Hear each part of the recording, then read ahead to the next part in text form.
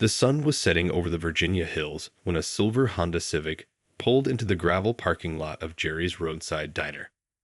The small restaurant, with its neon OPN sign flickering in the window and chipped blue paint, had been serving travelers and locals for over 3 decades. The car's driver, a tall woman in her mid-30s wearing jeans and a navy blue sweater, stepped out and stretched her arms above her head, working out the stiffness from a long day. The woman's brown hair was pulled back in a neat bun, and despite her casual clothes, she carried herself with unmistakable confidence. Her eyes, sharp and alert, scanned the parking lot out of habit, a behavior ingrained from years of military training. She'd been leading intense drills with her unit all day, and the small diner seemed like the perfect spot to unwind and catch up on some paperwork. A bell chimed softly as she pushed open the glass door. The aroma of coffee and fresh-baked apple pie filled the air, mixing with the familiar scent of burgers and fries. Country music played quietly from an old jukebox in the corner, and the evening news murmured from a small TV mounted near the ceiling. A few regulars sat scattered around the diner, some nodding hello as she walked past. Behind the counter, a waitress in her 50s with kind eyes and faded red hair was refilling coffee cups. "Take any seat you'd like, honey," she called out, gesturing with the coffee pot.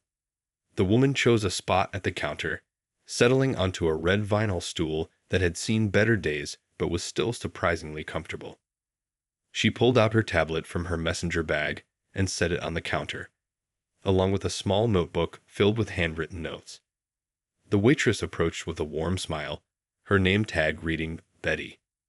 "What can I get you this evening?" "Coffee, black, and a slice of whatever pie is freshest," the woman replied, returning the smile. Her voice was warm, but carried a natural authority that came from years of command. As Betty went to fetch her order, the woman began reviewing training schedules on her tablet. Her unit had performed well today, but there was always room for improvement. She made notes about individual performance metrics and areas that needed extra attention in tomorrow's exercises. The coffee arrived steaming hot in a thick white diner mug, along with a generous slice of apple pie topped with a perfect lattice crust. The woman thanked Betty and took a sip of coffee, appreciating its rich flavor. The diner might not look like much from the outside, but they sure knew how to brew a good cup. Through the large windows, she could see the sky turning purple and orange as day faded into evening. Trucks rumbled past on the highway, their headlights starting to shine brighter against the darkening sky. It was a peaceful moment, the kind that reminded her why she enjoyed stopping at small places like this. They felt real, unpretentious, a slice of American life that hadn't changed much over the years. She was just taking her first bite of pie when the peaceful atmosphere shattered. The rumble of motorcycles filled the parking lot, growing louder until it cut off abruptly. Through the window, she could see 3 bikes parked haphazardly near the entrance. The woman didn't look up from her tablet, but her posture subtly shifted, her military training automatically kicking in as she became aware of her surroundings in a new way. The bell above the door chimed again, this time more aggressively as it was pushed open with unnecessary force. Heavy boots clomped across the linoleum floor, accompanied by loud voices and the creak of leather jackets. The peaceful evening at Jerry's Roadside Diner was about to become a lot more interesting. The 3 bikers who strutted into Jerry's Diner looked like they'd stepped straight out of a movie about troublemakers. The leader was a mountain of a man with a thick beard and arms covered in faded tattoos. His leather vest was decorated with patches, some too worn to read, others advertising his membership in a local motorcycle club. Behind him came 2 others, one tall and lanky, the other shorter but built like a bull. They'd clearly been drinking.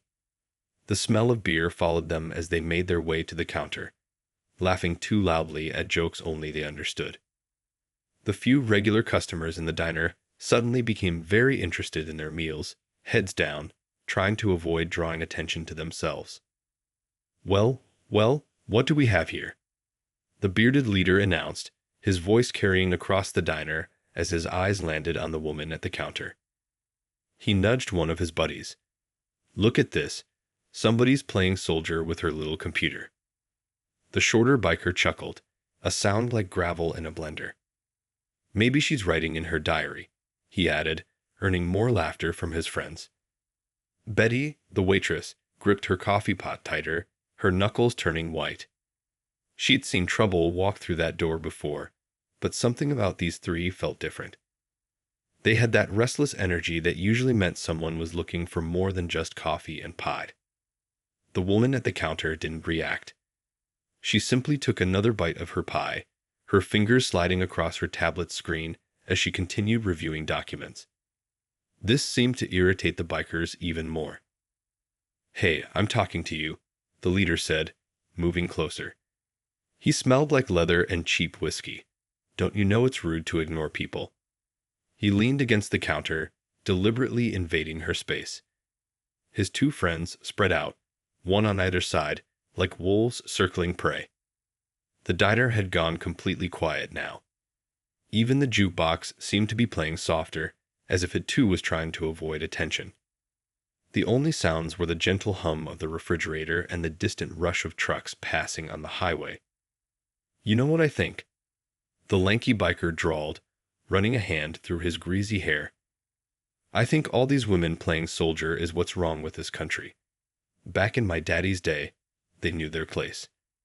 The other customers shifted uncomfortably in their seats. An elderly man near the window looked like he wanted to say something, but his wife placed a warning hand on his arm.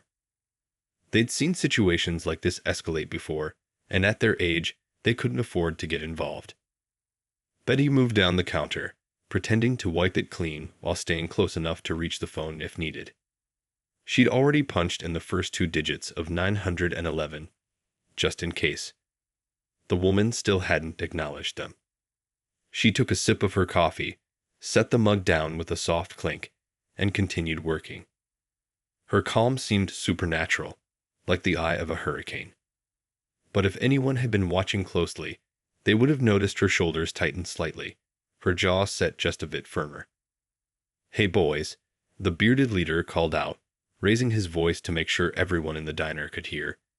"Maybe we should show her what real men look like. Might help her realize she's wasting her time playing dress-up in a uniform." That's when it happened. The leader, getting frustrated with being ignored, reached for her coffee mug, supposedly to move it aside. But his movements were clumsy from drinking, and the hot liquid sloshed over the rim, splashing onto the woman's tablet. The screen flickered once, then went dark. For the first time since the bikers entered, the woman stopped what she was doing. The atmosphere in the diner shifted, like the moment before a thunderstorm breaks. She slowly set down her fork, placed her hands flat on the counter, and began to turn around. The woman rose from her stool with deliberate slowness, like a teacher about to address an unruly classroom. As she stood to her full height, the biker's smirks faltered slightly. She was taller than they'd expected, nearly eye level with their leader, and carried herself with the kind of confidence that came from real authority, not just borrowed swagger. "Gentlemen," she said, her voice calm, but carrying to every corner of the diner. "I've been trying to enjoy my evening quietly, but since you seem so interested in what I do, let me introduce myself properly." She brushed a few drops of coffee from her tablet, her movements controlled and precise. "I'm a commander in the United States Navy." The lanky biker's face changed first. Recognition flickered across his features, followed quickly by uncertainty. He'd served a few years back, and something about the way she carried herself made his old military instincts kick in. His posture straightened automatically, muscle memory from basic training taking over. "Navy?" The bearded leader scoffed, but there was a new edge to his voice. "Prove it." The woman reached into her messenger bag and pulled out her military ID. She didn't show it to them. That would have meant giving ground. Instead, she placed it on the counter where the overhead lights made the official credentials clearly visible. Betty, still holding her position near the phone, allowed herself a small smile. She'd served meals to enough military personnel over the years to spot the real deal, and this woman was definitely not playing dress-up.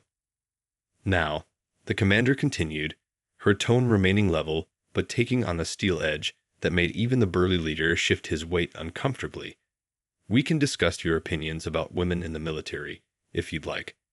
I'd be happy to share some first-hand experience about what we actually do. The shorter biker, who'd been so ready with jokes earlier, suddenly found the floor fascinating. The leader, though, wasn't ready to back down completely. Too much pride was at stake, with too many witnesses. "Look, lady," he started, but she cut him off with a raised hand. The gesture was so natural, so authoritative, that he actually stopped talking mid-sentence. "First," she said, "you're going to pay for my tablet if it's damaged. Second, you're going to apologize to everyone in this diner for disturbing their evening. And third," she paused, letting the moment stretch, "you're going to listen while I tell you about the women I've served with." Her voice took on a different tone, not angry but intense with conviction. Women who've pulled wounded soldiers from burning vehicles. Women who've navigated ships through storms that would make your motorcycle rides look like a stroll in the park. Women who spend months away from their families, serving their country without complaint. The diner was absolutely silent now. Even the few truckers who'd walked in during the confrontation stood frozen by the door, coffee cups halfway to their lips. The lanky biker, the one who'd served, spoke up first. "Ma'am," he said, the military address coming naturally, "I apologize for my behavior." He elbowed his shorter friend, who quickly mumbled his own apology. The leader stood his ground for a moment longer, caught between his ego and the growing realization that he'd picked the wrong person to harass. The commander just waited, her calm, steady gaze fixed on him, radiating the kind of quiet authority that no amount of loud motorcycles or tough guy posturing could match. Finally, his shoulders slumped slightly. Not a surrender, exactly, but a recognition that this situation had spun well beyond his control. He reached for his wallet, but the commander stopped him with another slight gesture. "Before we settle the bill," she said, "I have a better idea. Since you gentlemen seem so interested in military fitness." A hint of a smile played at the corners of her mouth, the kind that made the lanky biker take an instinctive step back. "Why don't we step outside and have a friendly competition?" A cool evening breeze swept through the diner's parking lot as the group made their way outside. Word had spread quickly, and it seemed like everyone from inside had followed them out, forming a loose circle around the empty space near the front of the building. Even Betty had stepped out, drying her hands on her apron as she joined the growing crowd of spectators. The bearded leader tried to maintain his tough guy image, but there was a nervous energy to his movements now. "What kind of competition are we talking about?" he asked, his voice gruff but uncertain. The commander smiled, not unkindly. "Nothing too complicated. Just a simple test of strength and endurance. Unless you think that's unfair." She raised an eyebrow, knowing the challenge in her words would be impossible for him to back down from. "Fine by me," he growled, shrugging off his leather vest and handing it to one of his friends. His biceps bulged impressively in his tight black t-shirt, and a few of the onlookers murmured. The man was clearly strong. No one could deny that. The commander didn't seem impressed. She rolled up the sleeves of her navy blue sweater and stepped into the space that had been cleared. "We'll start with something basic. Push-ups. But not just any push-ups." She paused, making sure she had everyone's attention. "Military-grade push-ups. Perfect form, full extension, no shortcuts." A truck driver who'd been watching chuckled. "This ought to be good," he whispered to his buddy. "Ladies first," the biker leader said with a smirk, gesturing to the ground. The commander got into position without a word. Her form was textbook perfect. Back straight, arms positioned precisely, head level. "Count them out," she called to Betty, who nodded. What happened next left the crowd speechless. The commander began doing push-ups with a steady rhythm that spoke of countless hours of training.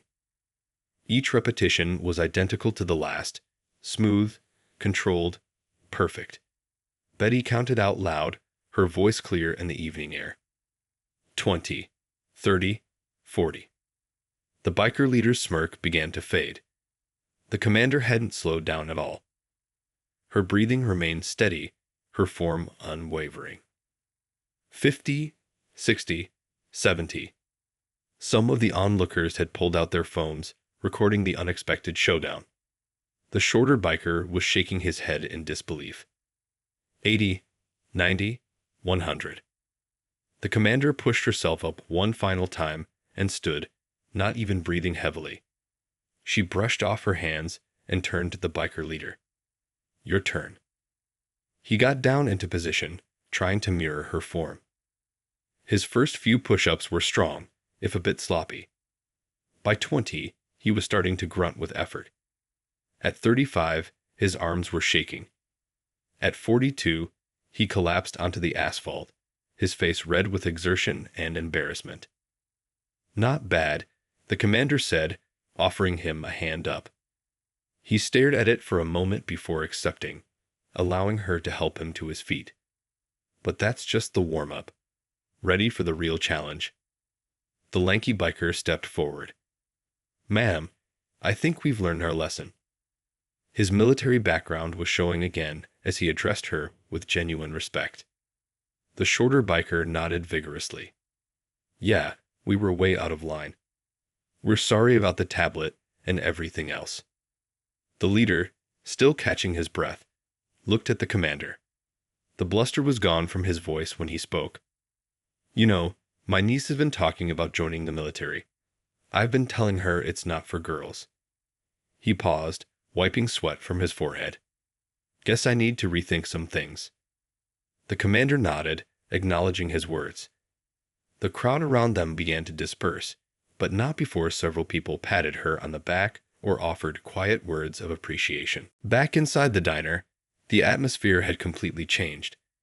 The tension from earlier had melted away, replaced by a buzz of excited conversation. The commander sat at the counter again, but this time, the three bikers joined her, not as troublemakers, but as chastened students ready to learn. Tell us more about your niece, the commander said to the bearded leader, accepting a fresh cup of coffee from Betty. The old tablet lay forgotten at the edge of the counter, its screen still dark from the earlier coffee spill. The big man's face softened as he talked about his family. She's 17, smart as a whip. Top of her class in math and science. Been talking about wanting to fly planes. His voice carried a mix of pride and worry that only family can inspire. Flight school's tough, the commander admitted, stirring her coffee. But if she's got the dedication, we've got some of the best training programs in the world. I've seen plenty of young women excel there. The lanky biker, who'd been quietly listening, spoke up. When I was in the service, my commanding officer was a woman. Best leader I ever had. He shook his head, embarrassed. Should have remembered that before acting like a fool tonight. Betty brought over a fresh slice of apple pie, refusing to let the commander pay for it. This one's on the house, she insisted. Been working here 20 years, never seen anyone handle trouble so smoothly. The shorter biker cleared his throat. About your tablet. He pulled out his wallet, but the commander waved it away. Keep your money, she said.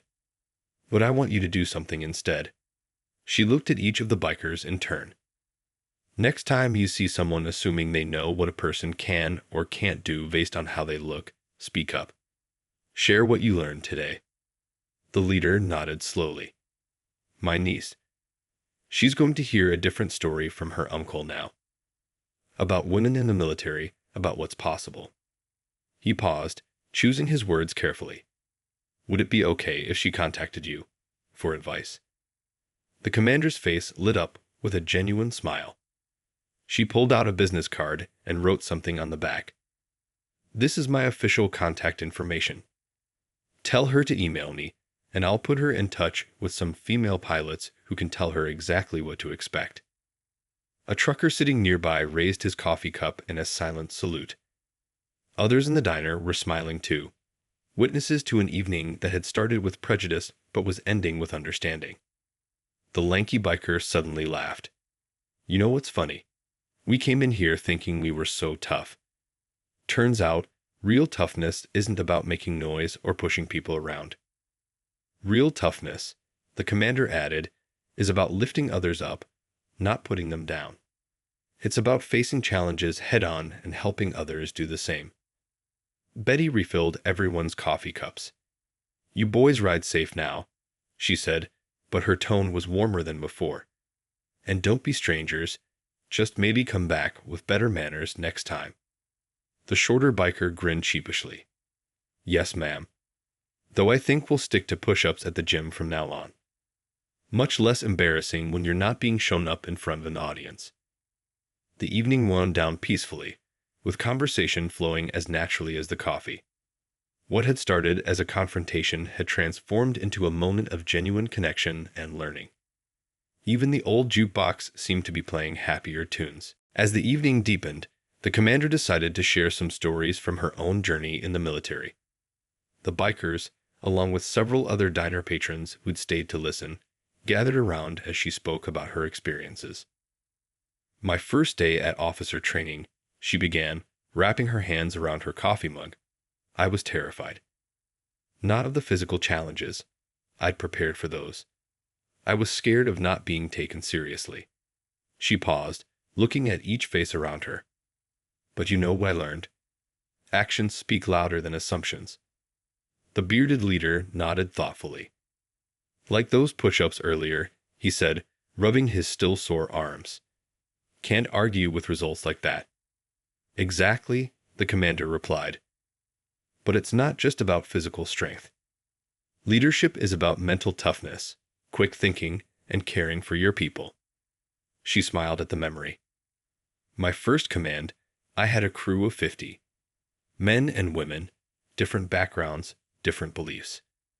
But on a ship, none of that matters. What matters is working together, trusting each other. Betty brought out fresh coffee for everyone, settling in to listen. The diner had quieted down, with just the soft clink of cups and a distant rumble of passing trucks providing background noise. The lanky biker leaned forward. What was your toughest moment? If you don't mind sharing. The commander thought for a moment. We were caught in a storm, about 3 years ago. Waves as tall as buildings, equipment failing, crew exhausted. Those are the moments when titles don't matter. Male, female, commander, rookie. We're all just sailors fighting the same battle. She described how they'd worked together, each person doing their part, no room for prejudice or doubt. That crew member you might have underestimated. They might be the one who saves your life someday. The shorter biker whistled low. Makes our little motorcycle rides seem pretty tame. Every job has its challenges, the commander said diplomatically. The important thing is respecting each other's contributions. Like Betty here, she gestured to the waitress, keeping this place running smoothly, dealing with all sorts of people every day. That takes its own kind of strength. Betty beamed at the acknowledgement. Been doing it for 20 years, she said proudly. Seen all kinds come through those doors. Best nights are when they leave better than they came in. The bearded leader pulled out his phone and showed a picture of his niece, a young woman in her high school graduation cap and gown, grinning at the camera. I'm going to call her tonight, he decided. Tell her she should go for those flying dreams of hers. Tell her something else too, the commander added. Tell her that being strong doesn't mean not being scared. It means doing what needs to be done anyway. And tell her that for every person who doubts her, there's a whole community of people ready to support her. One of the truckers who'd been listening spoke up. My daughter's in college now, engineering major. Only girl in some of her classes. I'm going to tell her this story, if you don't mind. Please do, the commander smiled. These are the stories that need spreading, not about confrontations, but about conversations. About people learning to see past their first impressions. The diner had become more than just a roadside stop that evening. It had transformed into a place of stories and understanding, where tough bikers could admit they were wrong, where stereotypes could be broken over coffee and pie, and where a simple challenge could lead to meaningful change. Outside the diner, the sky had turned completely dark, with stars twinkling above the parking lot lights. The commander glanced at her watch, realizing she'd spent far longer at Jerry's than she'd planned. But sometimes, she thought, the unexpected moments were the most valuable. "Before you folks head out," she said, standing up from her spot at the counter, "there's one more thing I'd like to show you." She pulled out her phone and opened her photo gallery. "These are the women I've served with over the years." The bikers and other customers gathered around as she swiped through pictures. There were images of women operating complex machinery on aircraft carriers, pilots in front of fighter jets, mechanics covered in grease but wearing proud smiles. "This one here," she pointed to a photo of a young woman helping an elderly man evacuate during a flood, just won a medal for bravery last month. "And this one," she showed another of a female officer teaching local children in a foreign port, started a program helping girls in developing countries get education. The bearded leader shook his head in amazement. "You know, when we rode in here earlier, we thought we knew everything about strength, about what makes someone tough." He looked around at his fellow bikers.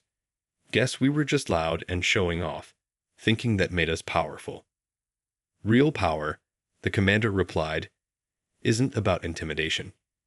It's about inspiration." She showed them one final photo. A group shot of her entire unit, men and women standing together, a true team. Every person in this picture had someone tell them they couldn't do it, that they weren't strong enough, tough enough, or just weren't the right type of person for the job. The lanky biker, who'd been quiet for a while, spoke up. "But they did it anyway." "They did it anyway," the commander confirmed. "And that's what I want your niece to know," she said to the bearded leader. "The only limitations that matter are the ones we accept for ourselves." Betty, who'd been listening while wiping down the counter, added her own thoughts. "You know what's amazing? How this evening turned out. Could have been a bad situation, but instead," she gestured around at the unlikely group gathered in her diner. "Instead, we're all here, learning from each other." The shorter biker pulled out his wallet again, this time insisting on leaving a generous tip. "For the coffee you had to remake," he explained to Betty, "and for being patient with us when we were being idiots." A young couple who'd witnessed the whole evening's events approached the commander. "Ma'am," the young woman said shyly, "would it be okay if we took a picture? Our daughter's in middle school, and she's been talking about joining the military. We'd love to show her that anything's possible." The commander agreed, and soon phones were coming out for photos, not just with her, but group shots of everyone together. The bikers, the commander, Betty, and even some of the truckers, all smiling together like old friends rather than people who'd nearly come to blows a few hours earlier. "This is what America's really about," one of the truckers declared. "Not fighting each other over differences, but learning from each other, growing together." The commander looked at her now dead tablet and laughed. "You know, when that coffee spilled, I thought this evening was ruined. Turns out it was just the beginning of something much more important than paperwork." As the night drew to a close, the parking lot of Jerry's Diner became a place of goodbyes and promises to stay in touch. The bikers' motorcycles gleamed under the streetlights, but somehow they didn't seem as intimidating as they had earlier in the evening. The bearded leader was already on his phone, excitedly talking to his niece. "You'll never believe what happened tonight," he was saying, walking a few steps away for privacy. His voice carried notes of enthusiasm that had replaced all traces of his earlier gruffness. The commander gathered her things, carefully wrapping up her coffee-stained tablet in a napkin. The lanky biker approached her, rubbing the back of his neck awkwardly. "You know, I served 4 years, and I never had the courage to stand up when I saw others being disrespectful to female soldiers. Always told myself it wasn't my business." "And now?" she asked, though she already knew the answer from his expression. Now I realize staying quiet is the same as agreeing with the wrong side. He straightened his shoulders. Won't happen again, ma'am. Betty emerged from the diner, carrying several to-go cups of coffee. For the road, she explained, handing them out. Been working here 2 decades, and I've got to say, this night's going in my book of favorites. The shorter biker accepted his cup with a grateful nod. Sorry, we were such jerks earlier, Betty. Guess we needed that wake-up call. He turned to the commander. Those push-ups really drove the point home. My arms are still shaking. Everyone laughed, and even the biker joined in. The sound of their shared amusement echoed across the parking lot, drawing smiles from customers leaving the diner. The bearded leader returned from his phone call, his face glowing with pride. My niece. She's crying happy tears right now. Says she's going to start her pilot training application tomorrow morning. Asked if we could come back here sometime, meet you again, get some advice. The commander pulled out a fresh business card. Tell her to email me next week. I'll connect her with our recruitment office, maybe set up a tour of the base. She paused, then added with a smile, and tell her to start doing push-ups. Lots of them. One of the truckers who'd stayed to watch everything unfold called out from his rig, Hey, Commander. My route brings me through here every Thursday. Mind if I bring my daughters by sometime? They could use a role model like you. Better yet, the commander replied, bring them by the base. I'll show them what women in our military can really do. The night air had grown cooler, and stars crowded the sky above the diner's neon sign. It was time for everyone to head their separate ways, but something had changed. These weren't just strangers parting after a chance encounter. They were people who had learned something valuable about themselves and each other. You know what's funny? The bearded leader said as he swung his leg over his motorcycle. We came in here looking for trouble, but instead we found something better. We found the truth about strength. The commander watched as the bikers prepared to leave, their attitudes completely transformed from when they'd first roared into the parking lot. The shorter one was already planning to bring his sister's kids by the diner next week, hoping to catch the commander again for more stories. The rumble of motorcycles faded into the distance as the 3 bikers rode away, but their departure felt more like a see you later than a goodbye. Betty stood in the diner's doorway, waving until their taillights disappeared around the bend. The commander gathered her things, including the coffee-damaged tablet, which she'd keep as a reminder of this unexpected evening. As she reached for her car keys, she noticed something different about the diner. The other customers were talking to each other, sharing their own stories, inspired by what they'd witnessed. An elderly couple approached her before she could leave. We've been married 50 years, the woman said, her eyes twinkling. Seen a lot of confrontations in our time, but never saw one end quite like this. Her husband nodded in agreement. You taught those boys something tonight, and you taught the rest of us something too. The commander smiled. Actually, I think we all learned from each other tonight. She glanced around the diner one last time. Sometimes the best lessons come when we least expect them. Betty hurried over with one last slice of pie, wrapped to go. On the house, she insisted. And I'm putting your picture up on our wall, right next to the founder's photo. She pointed to a wall filled with memories of the diner's history. People should know that real heroes come in all forms. A young waitress who had been quietly observing all evening finally spoke up. I've been thinking about joining the military, but my parents were worried. She straightened her apron.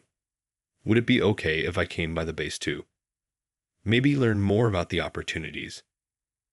Of course, the commander replied warmly. That's what tonight was really about, opening doors that some people think are closed. As she walked to her car, the commander remembered how differently this evening could have gone. A confrontation could have turned ugly, but instead, it had transformed into something beautiful. The diner had become more than just a stopping place. It was now a landmark of change. Her phone buzzed with a message. It was already a photo from the bearded leader, his niece, holding up her pilot training application, grinning from ear to ear. Below it was a simple message. Thank you for showing us what real strength looks like. The night sky stretched endless above her as she got into her car. Tomorrow, she'd be back at the base, training her unit, doing her job. But something would be different. She'd have new stories to share, new examples of how barriers could be broken, stereotypes shattered. A truck driver honked and waved as he pulled out of the parking lot. His young daughter, riding along in the cab, pressed her face against the window and saluted. The commander returned the salute with a proud smile. Betty turned the diner's sign to Tilo as did, but left the lights on a little longer than usual. She knew this night would be talked about for years to come. The night when 3 tough bikers learned about real strength from a commander they'd underestimated. As the commander drove away, she thought about all the lives that had been touched and changed in just a few hours. The bikers who'd learned respect, the young girls who'd found inspiration, the veterans who'd remembered their own service with pride. Jerry's roadside diner would never be just another stop on the highway again. It had become a place where prejudices were overcome, where understanding bloomed, and where a spilled cup of coffee led to transformed lives. Sometimes the greatest victories aren't won in battles, but in quiet moments of understanding. Sometimes true strength isn't about who can do the most push-ups, but about who can change the most hearts. And sometimes the best command decisions happen not on a ship or in a base, but in a small diner on a quiet evening, over coffee and pie.